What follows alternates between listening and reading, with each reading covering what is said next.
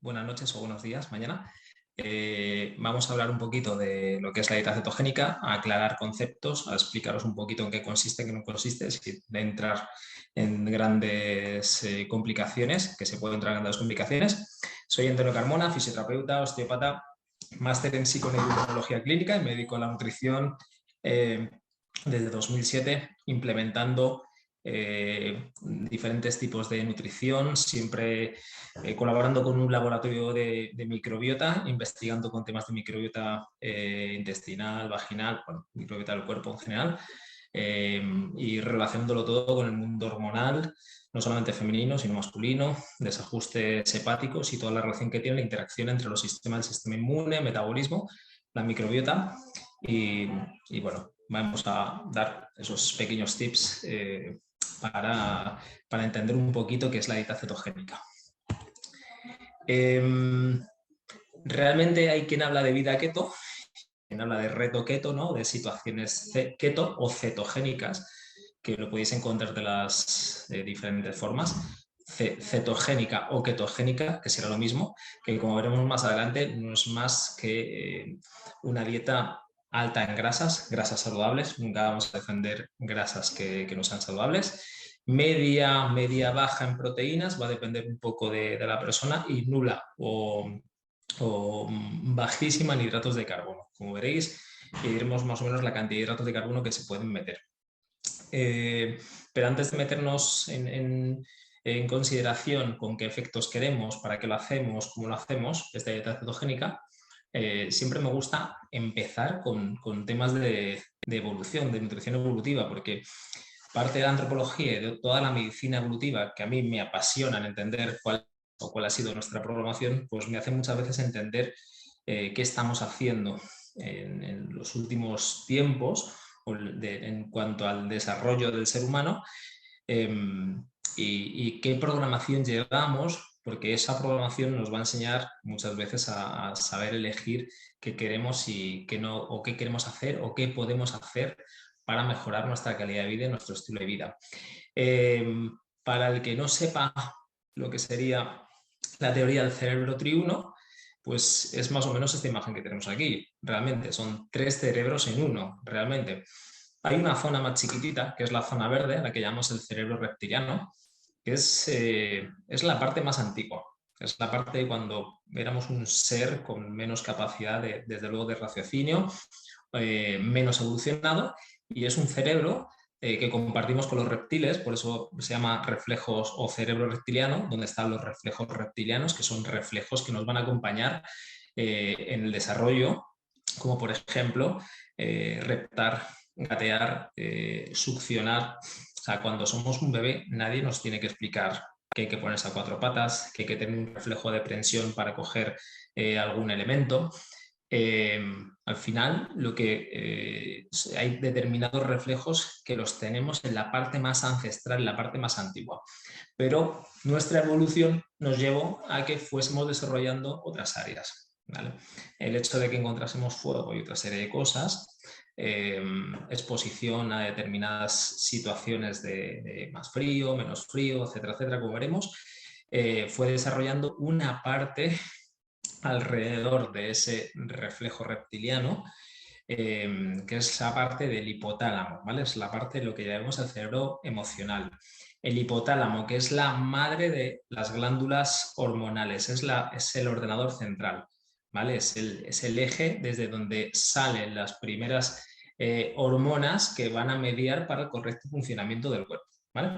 Es donde tenemos realmente áreas que están relacionadas con el hambre, con la saciedad, con el control de la temperatura. Son áreas que ayudan a controlar parte de nuestros instintos de supervivencia, de reproducción, que están todos registrados ahí, en esa parte, sobre todo lo que llamamos el hipotálamo, donde tenemos algunos recuerdos y donde tenemos algunas emociones, ¿vale? Y es una parte todavía menos antigua que el reflejo reptiliano, pero es una parte antigua, miles y miles de años. Son esos homínidos en los que la parte frontal de la cabeza era un poquito más estrecha, esos neandertales, ¿no? Esos primeros homínidos que eran más rudimentarios. Probablemente si eran más fuertes, pero tenían menos capacidad de tener una conversación, de transmitir diferentes cosas y sobre todo de razonar nuestros pensamientos, razonar nuestras emociones, etcétera, etcétera. ¿Qué ocurrió en esta última transición?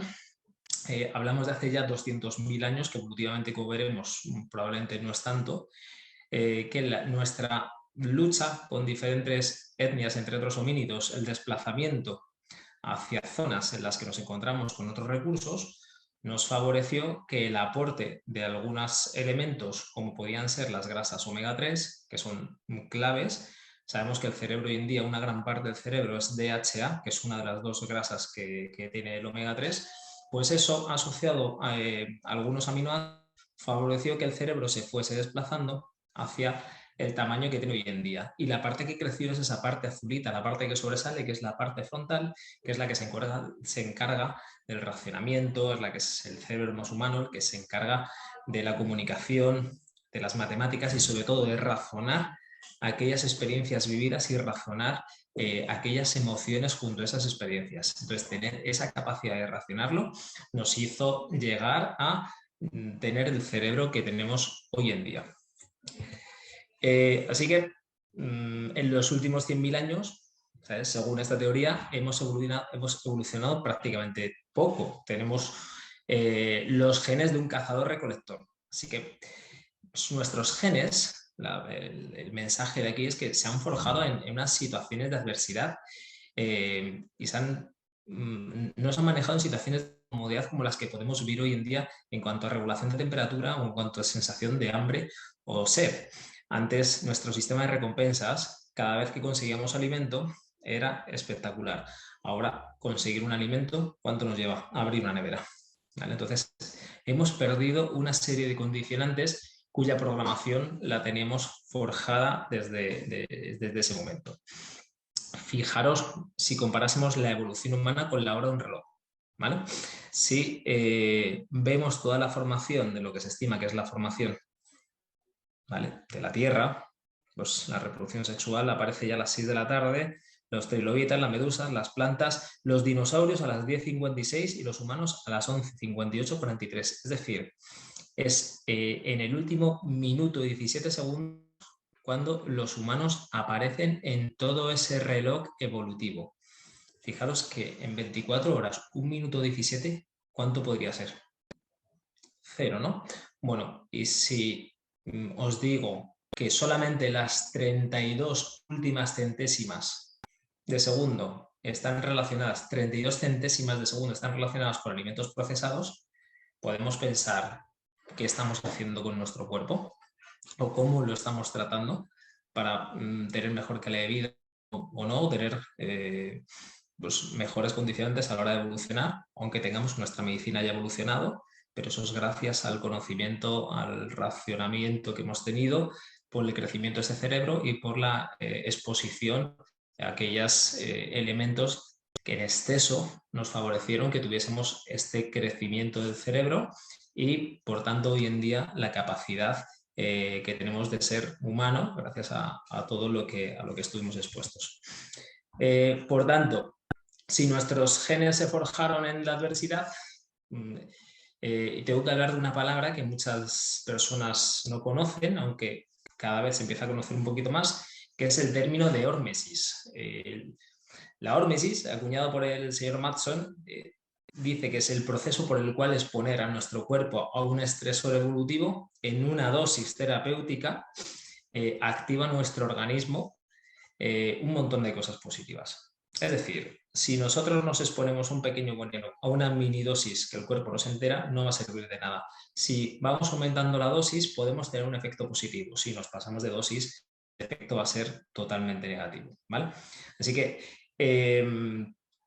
por ejemplo, todos esos genes que se grabaron en situaciones de frío, de hambre, de sed, de moverse, si ahora no los ajustamos como los tenemos que ajustar, pues lo que nos vamos encontrando es que nos vamos acomodando y que nuestros genes se formaron y se crearon justamente para tener estos reflejos horméticos. Por eso la dieta cetogénica más que como un estilo de vida, se puede utilizar en determinados momentos como un reflejo hormético también, aunque mantenida en tiempo, la podremos llevar a cabo haciendo ajustes y mezclándolas con otros tipos de dieta para no provocar problemas como desajustes en la microbiota, ¿vale? O problemas de proteínas o problemas de algunas vitaminas si no somos capaces de gestionar bien nuestros periodos. Entonces, ¿cuáles serán los principales estresores o horméticos a los que estamos expuestos? Los músculos. Necesitamos movernos para encontrar alimento. La exposición al frío y al calor. ¿Y ahora qué tenemos? Aire acondicionado y calefacción. Ahora mantenemos la temperatura de nuestro cuerpo, la tenemos poco expuesta, ¿vale?, a esos estresores del frío y del calor, los cuales son muy, muy, muy interesantes, como por ejemplo hacer los baños de frío, como marca el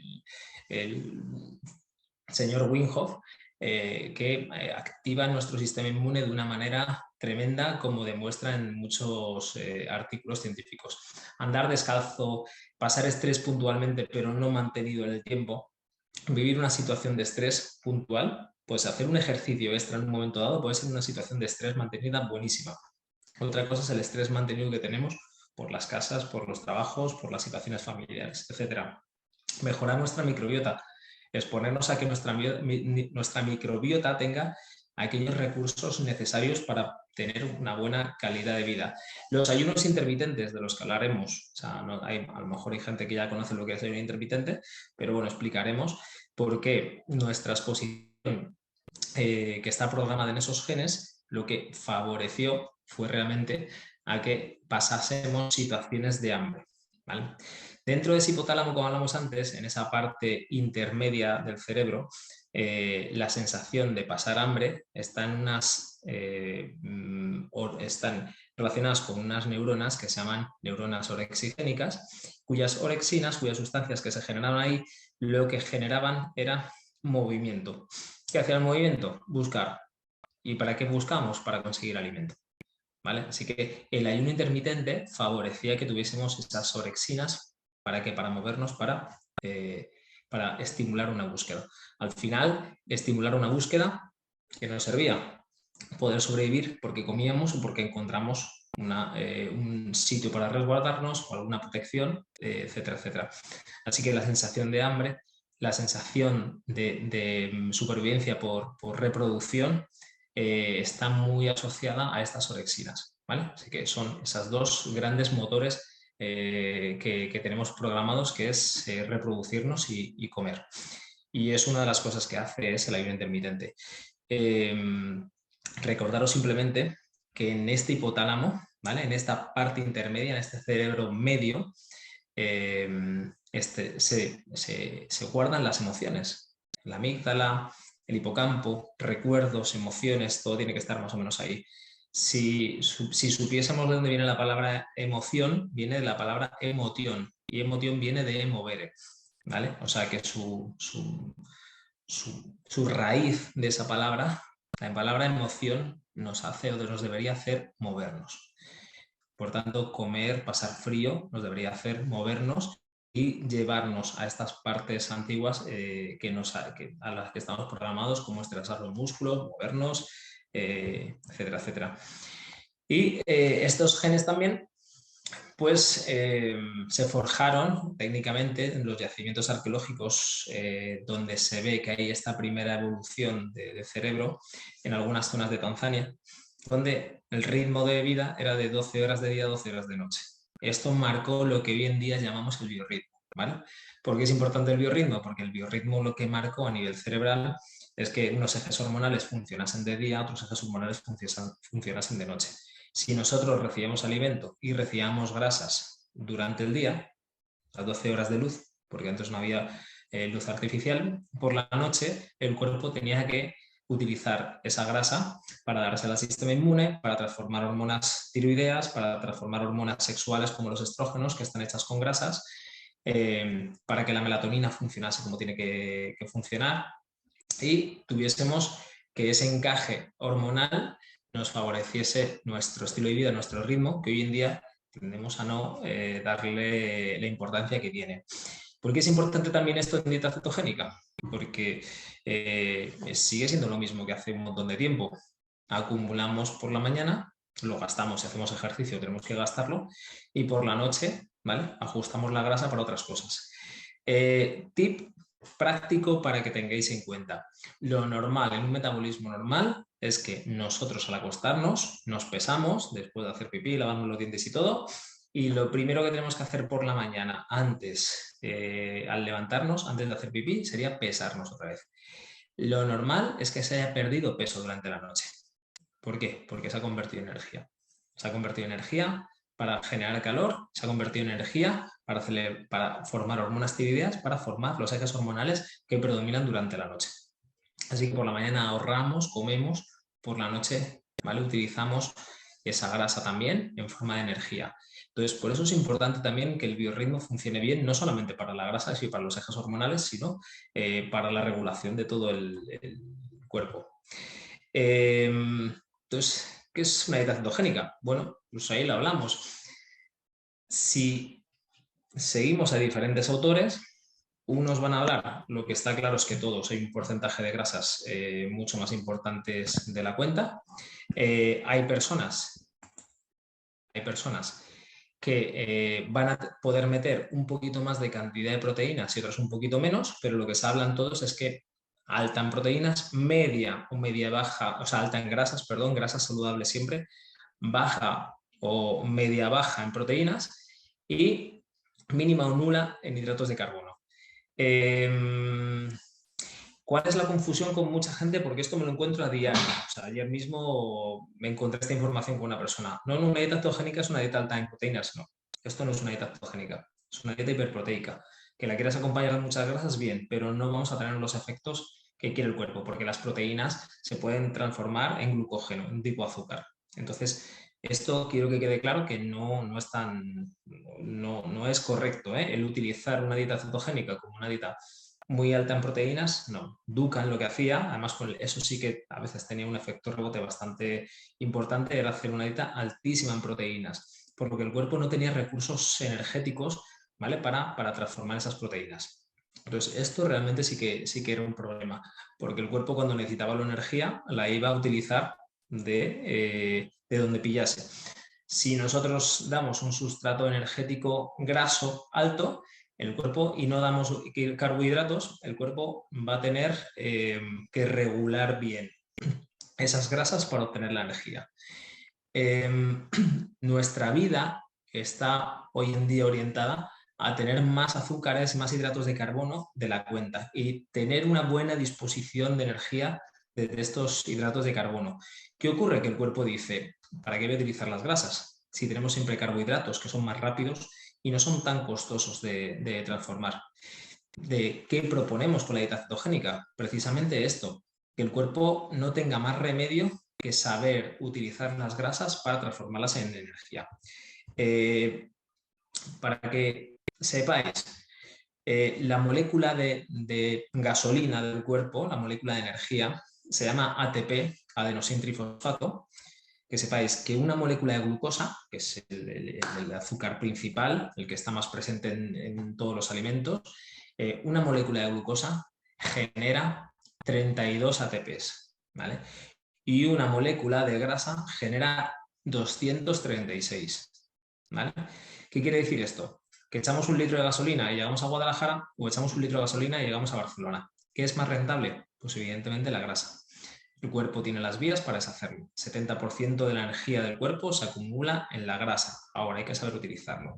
Entonces, ¿qué pretendemos con una dieta cetogénica? Flexibilizar el metabolismo. Es decir, enseñarle a que si no hay azúcares, que puedo utilizar las grasas. Enseñarles a que yo voy a entrenar un día en ayunas y tenga los recursos para deshacer lo que tiene que deshacer. Yo voy a entrenar un día no en ayunas y tenga los recursos para hacerlo. Y un día puedo entrenar con un plátano y otro día puedo entrenar con una grasa y que mi cuerpo sepa hacerlo, ¿vale? ¿Riesgos que podemos encontrar con estas cosas? Que hay veces que cuando la gente está muy acostumbrada a sacar su energía de los carbohidratos, pues evidentemente al principio cuando empieza a hacer una dieta cetogénica le va a costar mucho, no va a ser capaz o le va a costar. Para eso tendréis que preguntarnos los que tengáis dudas para poder orientaros y explicaros qué podéis hacer para regular y gestionar esta energía, este bajón de energía que puede ir acompañado en los primeros momentos de la dieta cetogénica. Entonces, bueno, cambiar determinados mitos, como pasa con mucha gente, que la grasa es mala, que el colesterol, que no sé qué, no sé cuánto, pues hombre, lo que hay que tener, sin colesterol nos morimos. Lo que hay que tener es el colesterol controlado y regulado. Esto no quiere decir que el colesterol total que nos sale en las clínicas tenga que ser bajísimo siempre. De hecho, se está estimando que las dosis no son correctas y que incluso tenerlo hacia 220 en total es mejor que tenerlo en 200. Yo, que trabajo con gente con fertilidad, cuando veo un colesterol bajo, yo sé que es un problema para construir las hormonas sexuales y ser fértil. Yo tengo que subir el colesterol. O sea, fijaros, se sabe que a partir de 220 es más cardioprotector en personas que han sufrido un infarto que por debajo de 200. Pero que aquí lo que hay que elegir es el tipo de grasas que tenemos en el cuerpo. Entonces, no hay que preocuparse de la grasa, hay que preocuparse de la grasa mala. Hay que beber agua, bueno, hay que ayunar, hacer ejercicio. Entonces, todo, si tenemos que utilizar suplementos, se suplementan. Todo esto nos ayudaría con una dieta cetogénica para poder mantener unos niveles de salud mucho mejores. Hay un montón de evidencia científica que lo podéis encontrar por un montón de sitios, para temas de cáncer. Es un tema al que no nos metemos, pero la dieta cetogénica, como en la mayor parte del cáncer, la célula cancerosa consume glucosa, el hecho de restarle ese azúcar o hacerle un asedio a la célula cancerosa, la dieta cetogénica va súper bien. Y hay un montón de estudios para que veáis también con epilepsia. El que tenga interés, pone en internet, en cualquier buscador médico o sin buscadores médicos, dieta cetogénica y epilepsia, y van a ver un montón de referencias científicas contrastadas para que veáis también que hay una relación bastante potente con temas de salud, no solamente para perder peso, sino para otros efectos metabólicos positivos. ¿Qué son grasas buenas y qué son grasas malas? Pues yo creo que muchos ya os hacéis a la idea de que si os hablo de, pues eso, una comida basura, o un aguacate, evidentemente sabéis elegir cuál es la grasa mejor y la grasa peor. Un crustáceo, la grasa de los pescados, la grasa del salmón, la grasa de algunos encurtidos, de algunas variantes, de algunos frutos secos, de moluscos, de algunos germinados. Pues bueno, hay una lista de alimentos con mayor cantidad de grasa buena, otras con menor cantidad, y hay una lista de alimentos que yo creo que refrescos, etcétera, etcétera, ya no solamente lo que es la grasa mala, sino todos los azúcares asociados a esas grasas malas y esos ultraprocesados, pues son los que tenemos que evitar, evidentemente. Dentro de las grasas hay que hacer, hay que hacer un matiz, una diferenciación entre dos tipos de grasas que hoy en día nos acompañan normalmente, como es el omega 3 y el omega 6. ¿Vale? El omega 3 y el omega 6.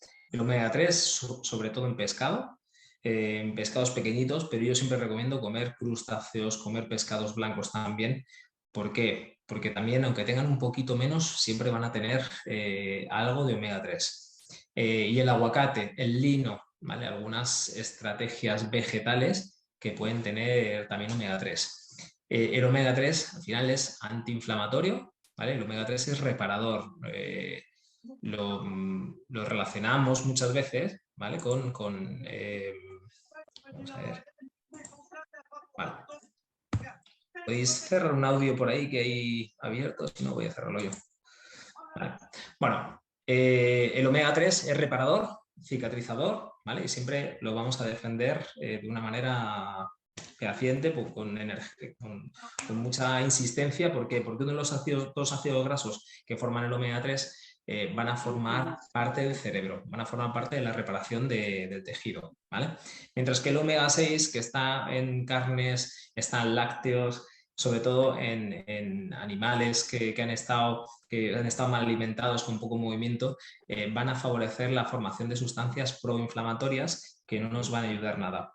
Y luego hay que puntualizar también que hemos perdido la capacidad evolutiva de fabricar omega 3 a partir de otros ácidos grasos insaturados, mientras que el omega 6 lo podemos transformar de un montón de ellos. Por tanto, lo ideal sería tener una ratio bastante equilibrada entre el omega 3 y el omega 6. Lo que dicen los datos es que tenemos por cada un omega 3 hay como 25, 30, en Estados Unidos hasta 49 he leído de omega 6, por tanto pro-inflamación, y grasas que no van a ir al cerebro y que no van a ir donde queremos. En la dieta mediterránea 1,25, 1,29 ahora, pero lo ideal sería tener 1,2, 1,3, ¿vale? Eso sería la ratio más o menos. Así que fijaros que, bueno, que vamos a defender siempre el uso de grasas saludables, ya no, saltarlo en dieta cetogénica como en otro tipo de dietas. ¿Cómo se transforma? ¿Cómo se transforma? A ver, vamos ahí. Vale.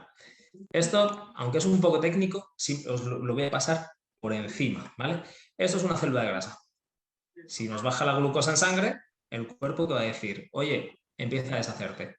Y ese TG que hay, que se llama triglicérido, se deshace y sale. Salen productos de ese triglicérido transformados, ¿vale? Una parte hacia el músculo y otra parte hacia el hígado para convertir en ATP, que es la energía. Eso es lo que ocurre. Las catecolaminas, ¿no? Que es una sustancia, que es una hormona. Ahí. Vale. A ver. Perdón, que voy a silenciar aquí. Silenciar, silenciar. Creo que. Vale. Vale. Las catecolaminas, hormonas de actividad, cuando vamos a hacer ejercicio, mantenidas en el tiempo, son hormonas que nos pueden generar estrés, nos van a ayudar a deshacer esto, ¿vale? Así que el ejercicio siempre va a ser también una opción interesante para ayudarnos a deshacer estos triglicéridos que muchas veces tenemos en exceso, que nos están inflamando y que nos están provocando una celulitis, ¿vale? O sea, el proceso es un poco más complejo, pero yo simplemente quiero dar una imagen de decir, vale, yo paso hambre, quiere decir que necesito energía. Y lo que voy a hacer es activar la célula grasa para transformar ácidos grasos libres, glicerol y cuerpos cetónicos. De aquí viene la dieta cetogénica, ¿vale? La formación de cuerpos cetónicos. Y eso me va a provocar ATP, ¿vale? Que es la gasolina, la de cada molécula de grasa me va a provocar 236 ATPs. O sea que es una cantidad bastante importante. También el ejercicio nos va a favorecer que esto también se deshaga, ¿vale? Esto sería fisiología normal. Así que ejercicio, ayuno, pasar hambre en determinado momento, pues nos ayuda a la gestión correcta de esta célula grasa. ¿Qué beneficios tiene la dieta cetogénica? Pues perder peso, controlar el apetito. Al final, si una persona empieza a controlar bien los ritmos de hambre, ¿vale? Y no hambre, pasamos hambre cuando sabemos lo que es el cuerpo, empezamos a transformar y a gestionar bien la grasa. Si sabemos descomponer bien la grasa para transformarla en energía, vamos a tener siempre, o podemos tener energía relativamente constante, con un buen rendimiento mental.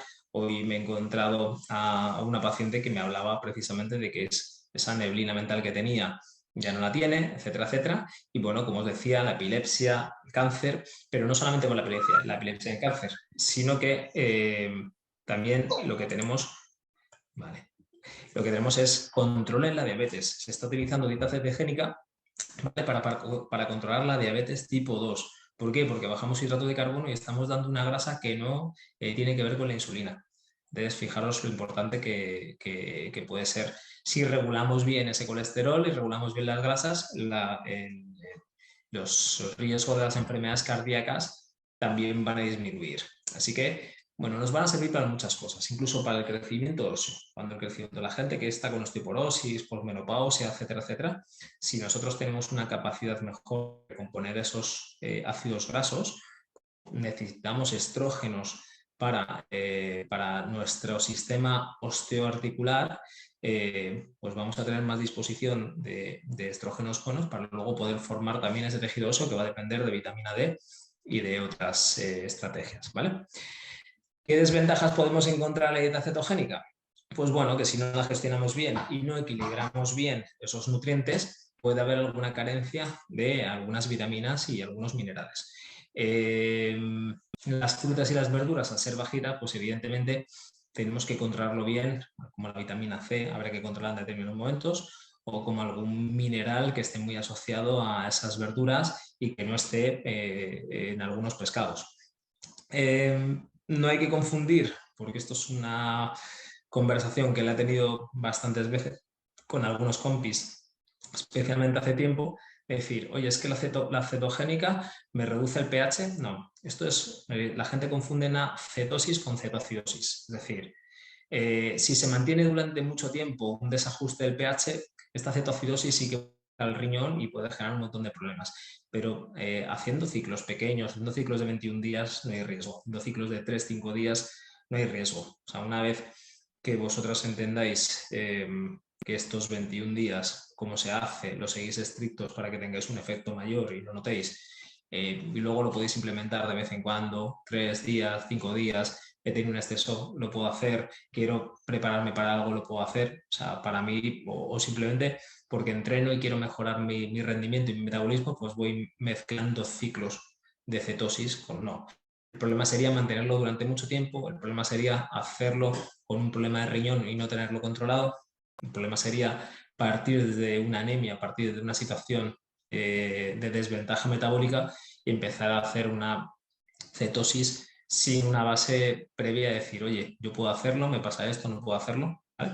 Pero si no, bueno, hacerlo 3-5 días tampoco puede ser grave, salvo que tengamos un problema de riñón bastante importante, ¿vale? Y otra de las cosas que puede ocurrir, que esto hay que manejarlo durante la marcha, es al haber menos fibra, puede haber un poquito de estreñimiento. O sea, en personas que potencialmente son estreñidas, les puede favorecer o les puede aumentar un poquito su estreñimiento. Pero esto, hay situaciones extras con suplementos para poder ayudar mientras hay un problema hay una dieta o una situación de cetosis, ¿vale? O de dieta cetogénica. Y el mal aliento también tiene que ver. Ahí faltan algunas vitaminas, la microbiota cambia un poco, aunque sea temporalmente, y esto puede ocurrir, ¿eh? De hecho, ocurre.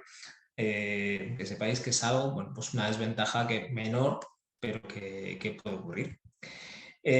Por poneros ejemplo, fijaros la cantidad de glucosa por cada 100 gramos de alimento. La espinaca, la lechuga, el aguacate. La controversia entre ¿contamos calorías o no contamos calorías? ¿Vale? Realmente el aguacate, muy calórico. ¿Cómo voy a comer aguacate y engordo? Bueno, ¿cuántos gramos tiene o miligramos tiene de azúcar, de hidratos el aguacate? De pocos. O sea, a veces no hay que contar las calorías, hay que saber qué comemos y a dónde va ese alimento, el que comemos. Tomate, la berenjena, bueno, pues ir viendo el brócoli, hay de menos a más carbohidratos. O sea, son ejemplos para tener en cuenta porque la gente siempre me pide, oye, ¿y qué, ¿vale? ¿Qué, eh, qué podemos hacer ¿vale? Con esto? Voy a ponerlo aquí. ¿Qué podemos elegir? ¿Qué no podemos elegir? Nos vamos a encontrar con un montón de listas que una van a ser mejor, otra van a ser peor. ¿Vale? Bueno, fijaros, cebolla, remolacha, zanahoria, la chiribía, que la solemos recomendar a algunos, la gente lo conoce un poquito menos, ¿vale? La patata y la batata, ¿veis? El camote, lo que se llama en algún sitio el camote en Sudamérica, o la batata. Yo aquí tengo que matizar diferentes cosas también. Una cosa es la cantidad de azúcar y otra cosa es la cantidad de fibra asociadas a azúcar. Por ejemplo, en el caso de la patata, al tener más tipos de fibras, se obtiene menos absorción de azúcares que con la patata que tiene más. Es decir, ejemplo, para que lo entendáis de otra forma. Si nosotros hacemos un arroz, que en una dieta cetogénica no está indicado por la cantidad de azúcar que tiene el arroz, si nosotros le metiésemos verdura, tendríamos menos absorción de azúcar que si hiciéramos el arroz solo, ¿vale? Es decir, si nosotros, a pesar del sabor más, por ejemplo, en este caso de la batata, a pesar del sabor más dulce que tiene la batata, si nosotros comemos batata en vez de patatas, ¿vale? Batata o boniato, aunque el sabor sea más dulce, vamos a obtener menos azúcares en sangre que con la patata. Así que el tipo de fibra tiene mucho que ver. Si mezcláis muchas veces esos hidratos, cuando coméis hidratos fuera de la dieta cetogénica, con verdura y con fibra, vamos a tener menos absorción de esos hidratos. Pero simplemente estas imágenes son para que veáis más o menos cosas que podamos comer, que tengan menos cantidad de carbohidratos y que nos puedan ayudar a la hora de saber elegir qué alimentos tener o no tener cuando no tenemos una lista o cuando no tenemos pues, un condicionante fiable sobre lo que podemos meter y lo que no podemos meter. Por poner más ejemplos, pues la zanahoria, determinadas salsas para untar, pero salsas que hagamos nosotros, pepino, ideas, ¿no? Para tener en cuenta. La quinoa, empezamos a meternos aquí los cereales y algunas legumbres. La quinoa es un pseudo cereal. Pues según vamos subiendo, tenemos una capacidad mayor. Vale. Vamos a quitar los audios de la gente. Bueno, ahí está. Vale. Tenemos una capacidad mayor de meter más cantidad. ¿Esto por qué puede ser importante? ¿Vale? En dieta cetogénica lo que se estima es que máximo se debería meter 50 gramos día, ¿vale? O sea que sería ya bastante. Pero hay mucha gente que tiene que ser bastante menos. O sea, vamos entre 20 y 50 en función de cada persona. Hay personas que van a tener un metabolismo mucho más rápido, que lo absorben todo mejor y que para llegar a dieta cetogénica o a cetosis van a tener que meter menos cantidad de hidratos, y otras que con 50 pueden llegar a cetosis. Esto va a depender de la capacidad que tenga ese metabolismo de poder gestionar bien las grasas. ¿Cómo sabemos si estamos entrando en cetosis o no? Pues la forma más sencillita, aparte de esos cambios que nos puede generar el cuerpo, es comprar unas tiras reactivas que se venden en la farmacia, y cuando hagamos pipí metimos en esa tira reactiva el color, y según cómo salga el color viene un menú y te dice si hay cuerpos cetónicos o no hay cuerpos cetónicos. Entonces, habrá gente que necesitará, dentro de ese mínimo de hidratos que se puede comer, que nosotros proponemos al principio, no meter prácticamente hidratos, que sea nula en hidrato de carbono, pero habrá gente que puede tolerar un poquito más y gente que podrá tolerar un poquito menos. Eso va a marcar un poquito esa capacidad del cuerpo a gestionar o a llegar a cetosis antes o a llegar a cetosis más tarde. ¿Vale? Esto ya por descontado, pues entendemos que con esto nos pasaríamos con bastante diferencia de lo que necesitamos en el cuerpo. ¿Vale? Así que más o menos, algo que tengáis alguna duda, eso es la cetosis, dieta alta en grasas, media baja en proteínas, baja en hidrato de carbono, flexibilizamos el metabolismo, nos sirve para la diabetes, para cáncer, para epilepsia, mejor sustrato energético para el cuerpo, mucho más rentable, y bueno, pasar momentos cetogénicos pues puede ser interesante. ¿A qué lo asociamos nosotros con mucha frecuencia? Al ayuno. ¿Por qué? Porque esa sensación de hambre de la que hablamos al principio, a la que estamos expuestos evolutivamente, nos va a llevar a que podamos descomponer la grasa más fácilmente. Las personas con diabetes, con un síndrome metabólico, las personas con diferentes procesos metabólicos con tendencia a engordar, con sobrepeso, que no se ha gestionado bien ese exceso de azúcar, les va a costar un poquito más. Entonces, el ayuno podría ser una estrategia importante para ayudar a esa rotura de la grasa, ya que estamos forzando a que la persona tenga que tener menos cantidad de energía, y que por tanto o empieza a romperle la grasa, o si no, le va a dar un bajoncete, ¿vale? Entonces hay que controlarlo bien. Los ayunos de los que se hablan más habitualmente, o lo que llamaremos como ayuno intermitente, pues tenemos diferentes tipos de ayuno. El más conocido es el 16-8, 16 horas en los que ayunamos, 8 horas que será la franja de comidas, ¿vale? Ese sería el establecido, el más común. Tenemos un ayuno de 12 horas. Al plan de 5-2, lo podemos hacer 5 días ayunamos y 2 no, ¿vale? O al revés, hay gente con la que empezamos con 2 y 5 no hacemos ayuno en días alternos, o hacer el ayuno 24 horas a la semana, que esto ya es para gente que esté un poquito más preparada, y para casos más concretos, porque aquí ya empezamos a meternos en situaciones un poco más complejas de metabolismo y de la que todo el mundo no puede estar expuesto por la serie de condicionantes que pueden tener, bien con el riñón o con otras partes del cuerpo, o con falta de deshacer. A partir de las 18 horas sí que se empieza a deshacer un poquito masa muscular, y hay que tenerlo bien en cuenta si es lo que pretendemos o lo que es lo que no pretendemos, ¿vale? Entonces, no es del que vamos a hablar, el de 24 horas a la semana, pero sí del de 16-8. Bueno, ¿qué hacemos realmente? ¿Cuál es el resumen, ¿no?, del de 16-8? Es estirar desde la cena hasta el almuerzo y tendremos en las 16 horas. Eso será lo más fácil. Ahora, me encuentro gente que le genera auténtico problema saltarse el desayuno, porque no se puede saltar el desayuno, es su comida más importante y ya está. Bueno, pues lo hacemos a la cena.